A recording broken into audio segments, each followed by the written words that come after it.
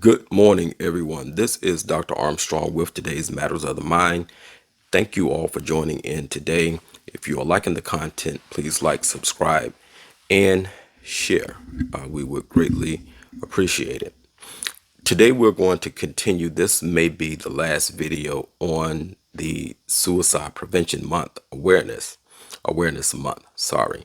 However, I think one very important aspect of suicide prevention is knowing a lot of the symptoms that lead up to even the suicidal ideations or the suicidal thoughts that come into play. There are a lot of factors when it comes down to suicidal ideation and suicidal thoughts or even suicidal behavior.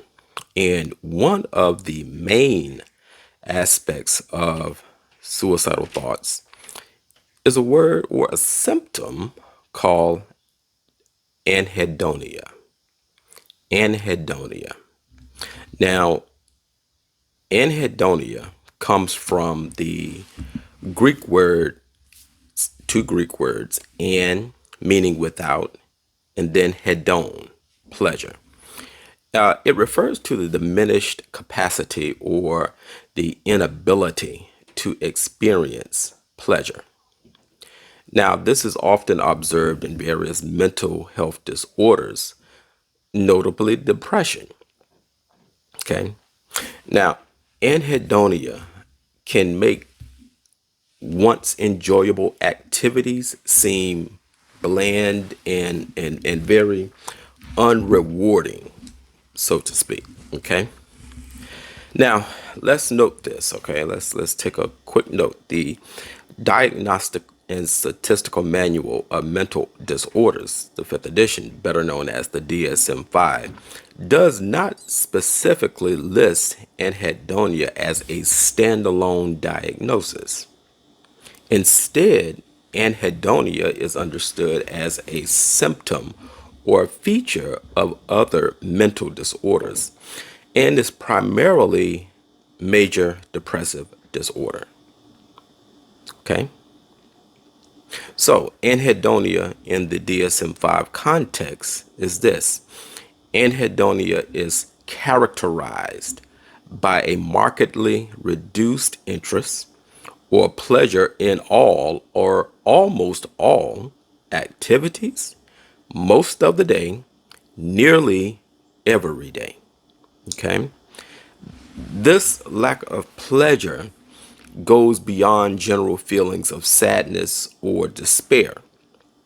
It is a more reduced ability to experience joy or satisfaction from activities that were once pleasurable or rewarding. Okay. Now, in the contents or context of major depressive disorder in the DSM-5, anhedonia is one of the two core symptoms used to establish a diagnosis, and the other being a depressed mood. Okay. Now, for a diagnosis of MDD, major depressive disorder, at least five of a list of symptoms, including either depressed mode or anhedonia, must be present for a 2-week period and represent a change from previous functionality. Okay? Meaning there's been a major shift in your mode or in your behavior. Now, while MDD is the primary disorder where anhedonia is featured prominently, the symptom can also be found in other disorders such as schizophrenia and substance use disorders, histrionic disorders, and even some narcissistic disorders, among others. Now, it is also worth noting that the DSM-5 recognizes different types of anhedonia. Okay, different types of anhedonia. There's a social anhedonia, a disinterest in social interactions and activity, physical anhedonia, a reduced ability to experience physical pleasure, such as from touching or eating. Okay. So there are different types of anhedonia. All right. So we want to look at the connection. What's the connection between anhedonia and suicidal ideation or behaviors that are significant? We must understand the relationship that can be instrumental in prevention of suicidal ideation. Okay. So anhedonia as a risk factor, right? Anhedonia as a risk factor. Loss of protective factors. One of the protective factors against suicide is the ability to derive pleasure or meaning from life. Anhedonia, by its very nature, erodes this protective factor. Okay, the loss of interest in previously cherished activities can make life seem empty or devoid of purpose, and potentially increasing the risk of suicidal thoughts. Okay, so then there is heightened despair, an exacerbate feeling of hopelessness, the inability to feel pleasure, combined with persistent sadness or depressive feelings. All of these can amplify the feelings of despair, making it harder for individuals to even envision a better future. Okay. Then we look at isolation. Remember, these are the risk factors. Okay. Individuals with anhedonia may withdraw from social interactions, leading to increased feelings of loneliness and isolation. Isolation, in turn, is a known risk factor for suicide. Okay. How can we treat anhedonia, and how can we help prevent anhedonia from leading to suicide? We need restoration of pleasure. By addressing anhedonia directly through therapeutic interventions, it is possible to help individuals reconnect with sources of pleasure and meaning in their life. Now, the reconnection that can serve as a buffer, okay, against suicidal ideation. And then we need to look at the improvement of overall mental health.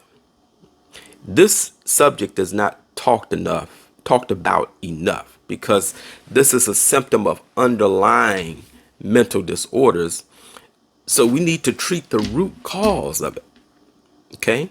We need to treat the root cause associated with the anhedonia, which may alleviate leading to decreased risk of suicide. We want to also strengthen our social ties. Interventions that focus on social skills, training, group therapy, fostering social connections that can help combat the isolations that often accompany anhedonia.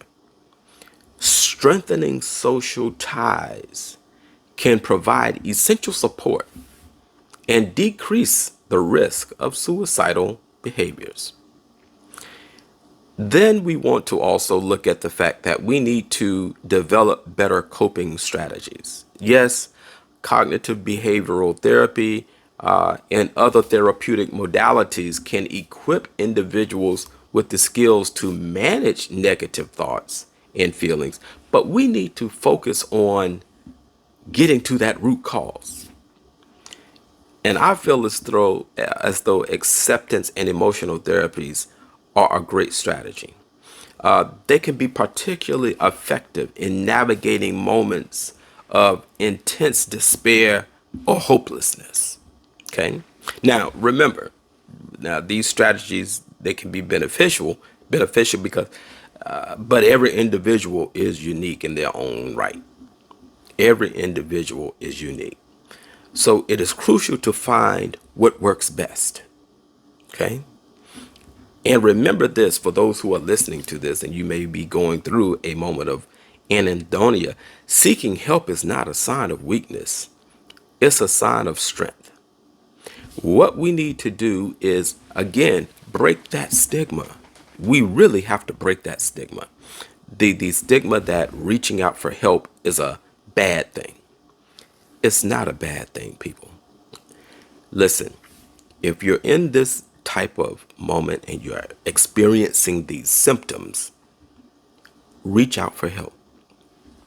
Help is so nigh, meaning it's all around you. Okay? There are qualified individuals, such as myself, who are able to help you navigate through this moment in your life. However, we don't know about it until you reach out to us. So in my conclusion today, which this will probably be the last video for this year on suicide prevention, let's reach out. Let's do what it takes to get you to a better place in life, get you out of that dark moment. You can do it as long as you take the first step. So my advice right now would be take the first step, go online, search out some therapists, contact me directly. All of my information is listed. Whoever you choose, it doesn't matter. What matters is that you get better. What matters is that you get out of that dark place. What matters is that you start finding joy in your life again. Okay? That's what matters.